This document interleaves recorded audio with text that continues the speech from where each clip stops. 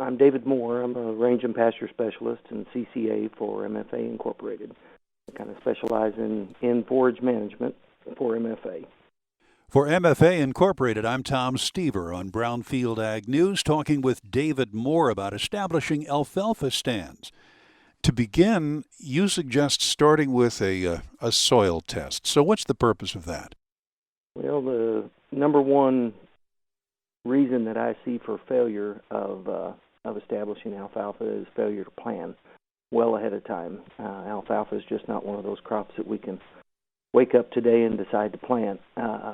Pulling a good soil test will make sure that we have ample time to get the pH correct, get the phosphorus and potassium where they need to be, because a significant portion of the soil in our trade territory is going to be deficient in at least one of those categories, and we'd sure like for it to be right before we begin to plant what is an expensive crop to plant. And also it's important to check out what the herbicide history is of that particular field. Why is that?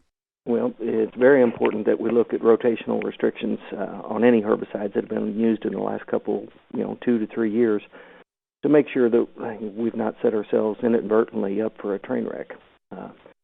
Some of them have rotational restrictions that measure in years rather than months, and we need to make sure that alfalfa's got a fair start when we put the seed in the ground. What's some of the history to avoid in herbicides?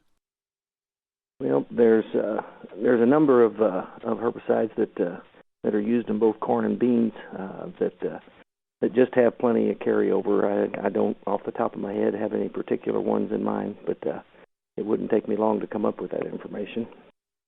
Yeah, in other words, it's out there so it can be checked out rather easily. That's correct. In MFA's agronomy guide, there is a section towards the front of the book that has rotational restrictions for maybe not all, but virtually all chemistries that are commercially available. Tell me about preparing the seed bed. How do you do some soil preparation here? Well, both no-till and conventional till work for establishing alfalfa. My preference is conventional tillage, and probably the number one key is if you conventionally till, we need to have a firm seed bed. It needs to be rolled to the point that you don't leave a whole lot of a footprint when you walk across it. If we leave it unrolled, what ends up happening is that seed will end up too deep. So one of the keys to success is rolling ahead of putting the seed in the ground. I do like to roll after, but if I'm only going to roll one time, it will be before the seed touches the soil. The actual planting, is that just with an end-gate seeder? Is it drilled? How do you get it in there? Well, there's a number of ways of doing it. A drill works extremely well. Know the history on your drill and how deep it tends to plant. Set it very shallow. A quarter of an inch is about where I like to see alfalfa. And I really like to see, 10-15% of those seeds on top of the ground, just to let me know that I'm not inadvertently putting that seed too deep in the ground. What are we shooting for as far as a stand of alfalfa? How many plants should be out there? I'd like to see 50 to 60 plants per square foot in the seedling year. That is my goal. After the first year and alfalfa is established, we begin to count stems, but initially it's 50 to 60 plants per square foot, and really I think one of the keys to alfalfa is the only competition needs to be another alfalfa plant. Keeping it weed-free is terribly important. So tell me more about the weed management. How should you go about that? Weed control, if you're using Roundup Ready alfalfa, we don't have any pre-emerge herbicides that we can put down ahead of alfalfa, but we do have several things that we can do. Roundup Ready alfalfa, probably 45 to 60 days after planting, or when alfalfa reaches the second trifoliate, I like to go ahead and, even if I'm not seeing very many weeds, I like to give it a shot of a glyphosate product with AMS at a quart per acre. If I'm looking at conventional alfalfa, once it reaches the second trifoliate, then I'll use Prowl H2O. It's important to keep the weeds out of it. Insect management, how important is that? Insect management can be very important. Typically, probably the number one insect that I don't know how it finds it every year, but alfalfa weevil will find a newly planted stand fairly quickly. So that becomes a little bit of an issue. and we need to address that. Make sure that you check the insecticide section of the forage portion of the agronomy guide and the insecticide section of it, so that we can manage with insecticides that are approved for use on alfalfa. Now, alfalfa is a legume, so some of the nitrogen fixing is done as a natural process of the plant, but fertility management, there's a lot more to it than that. Yes, there is. Alfalfa does most of its own nitrogen. It begins setting nodules at about 6 weeks, and thereafter it can provide most, if not all, of its nitrogen. But, phosphorus is just terribly, terribly important for developing a good, healthy root system.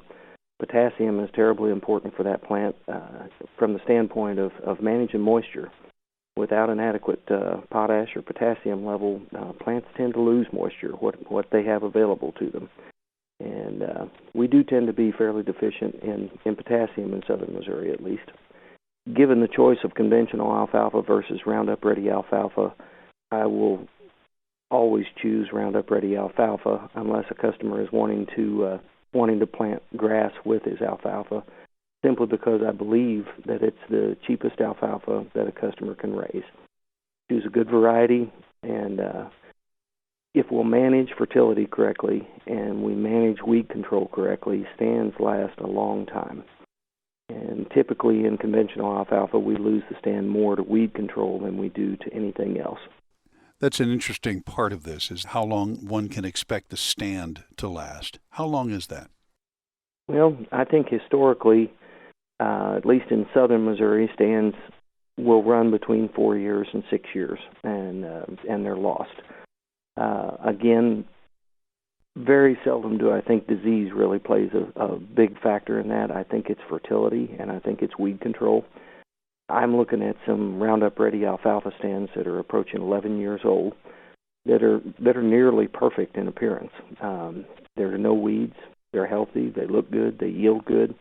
So I think if we will manage fertility correctly, and in particular, making sure that we get enough potassium in the soil to meet the growth characteristics of our newer alfalfas.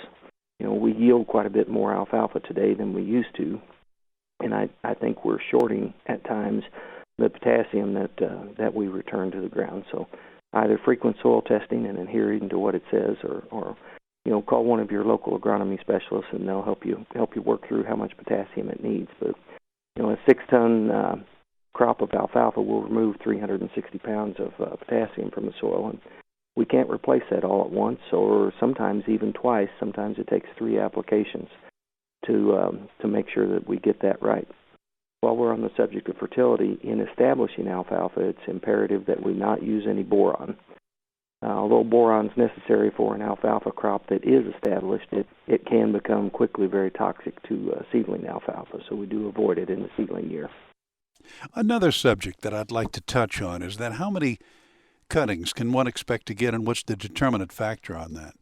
Well, a lot depends upon the variety that you choose as to how many cuttings you can get. If you're choosing a vernal or a Cody type of alfalfa, 3 cuttings is probably what you're going to get. When you're using good WL alfalfa that we sell at MFA, I would say 4 to 6 cuttings per year would be the norm, weather dependent. We have some alfalfas that basically will work on a 21-day cutting schedule, and I can expect 5 to 6 cuttings per year out of those, and they're my highest yielders. But you've got to be prepared to cut every 21 days. Most of our varieties fall in a 28 to 30-day cut, and those I'm looking at 4 to 5 cuts per year.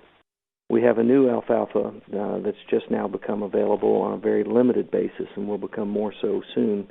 It's called Harv Extra. It's a low lignin alfalfa that offers us 2 opportunities. One, for our dairy operations or our cash hay guys that are paid on forage analysis, they can go ahead and take that alfalfa cutting at every 28 days and reap the benefit of an improved forage analysis. It will offer more pounds of milk per acre.